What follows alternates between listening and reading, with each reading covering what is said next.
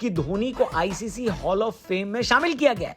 जो इस सम्मान से अभी तक अनजान है उनको बता दूं दोस्तों कि ये एक क्रिकेटर के जीवन के सबसे बड़े सम्मान में से एक है और इस लिस्ट में उस प्लेयर का नाम डाला जाता है जिन्होंने समझ लो क्रिकेट में गर्दा उड़ा डाला है। यह सम्मान रिटायर होने के बाद दिया जाता है ताकि पूरी क्रिकेट की करियर को अच्छे से परख कर यह सम्मान दिया जाए। धोनी से पहले यह सम्मान 10 भारतीय खिलाड़ियों को मिला है। धोनी को जोड़ लें तो अब 11 हो जाते हैं। इस बात से सभी लोग खुश हैं, लेकिन यहां पर भी एक कंडीशन सप्लाई आ रहा है। असल में सोशल मीडिया पर लेटेस्ट कंट्रोवर्सी यह है कि जब धोनी को आईसीसी हॉल ऑफ फेम में इंडक्ट किया गया तो उसके बाद पूरी दुनिया से बधाई आई।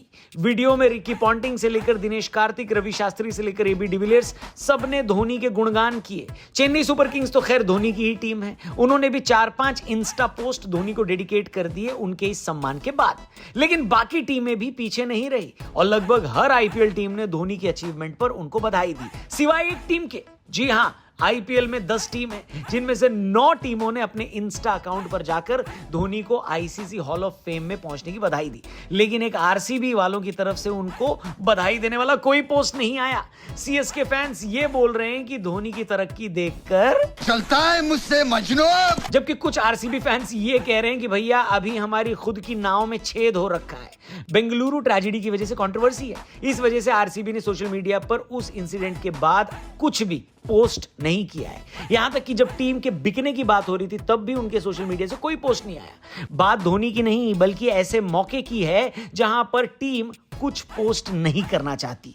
अब आप दोस्तों इस मुद्दे पर किस साइड खड़े हो कमेंट करके जरूर बताना। तब तक हम आपको यह बता देते हैं कि ये एक अकेली कंट्रोवर्सी नहीं है जो कल हुई है। इससे बड़ी कंट्रोवर्सी रवि शास्त्री ने फैला दी है, क्योंकि रवि शास्त्री ने एक तरीके से यह हिंट दिया कि विराट कोहली ने टेस्ट क्रिकेट अपनी मर्जी से नहीं छोड़ी है। बात असल में यह है कि रवि शास्त्री इस वक्त इंग्लैंड गए हुए हैं, क्योंकि वर्ल्ड टेस्ट चैंपियनशिप फाइनल में और फिर इंडिया वर्सेस इंग्लैंड सीरीज में उन्हें कमेंट्री करनी है। उनको ऐसे में ब्रॉडकास्टर्स ने जब बिठाकर इंटरव्यू किया और यह पूछा कि विराट के रिटायरमेंट लेने पर उनका रिएक्शन क्या था, तो शास्त्री जी का कहना था कि भाई मैं तो बहुत दुखी हुआ क्योंकि विराट अचानक चले गए। मेरा तो यह मानना है कि यह पूरी सिचुएशन थोड़ा बेहतर तरीके से हैंडल करनी चाहिए थी और ज्यादा बातचीत और कम्युनिकेशन करनी चाहिए थी। शास्त्री जी यहीं नहीं रुके, उन्होंने यह बात भी बोल दी कि अगर मेरे हाथ में होता तो मैं विराट कोहली को ऑस्ट्रेलिया दौरे के बाद सीधे कैप्टन बना देता। क्या बोला तूने? रवि शास्त्री के इस बयान ने कंट्रोवर्सी क्रिएट कर दी है, आग में घी डालने का काम किया है, क्योंकि विराट कोहली के रिटायरमेंट के बाद अगर उनके रिटायरमेंट पर कोई सबसे करीबी शख्स बोला है तो वो रवि शास्त्री ही हैं। आपने देखा होगा कि विराट कोहली आईपीएल फाइनल जीतने के बाद एकदम बच्चों की तरह रवि शास्त्री से गले मिले थे।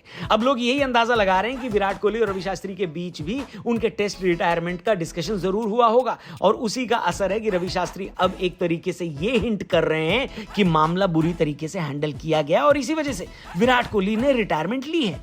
रवि शास्त्री का यह कहना कि मेरे बस में होता तो ऑस्ट्रेलिया दौरे के बाद विराट को मैं कैप्टन बना देता टेस्ट टीम का, ये उस कॉन्स्पिरेसी थियरी को भी हवा दे रहा है जो ये कह रही थी कि एक सीनियर इंडियन खिलाड़ी कप्तानी वापस चाह रहा है लेकिन बीसीसीआई ने उसको कप्तानी नहीं दी। अब लोग ये कह रहे हैं वो सीनियर खिलाड़ी विराट कोहली थे और कई लोग तो अब बीसीसीआई से इस बात से भी नाराज हैं कि अगर विराट कोहली को टेस्ट क्रिकेट में आपको रोकना था, यानी उनको टीम में आप बने देखना चाहते थे, तो उनको कप्तानी दे देते, क्योंकि रिपोर्ट के हिसाब से कप्तानी शॉर्ट टर्म में मांगी जा रही थी। इस पूरे मुद्दे पर आपका क्या कहना है कमेंट करके जरूर बताना दोस्तों।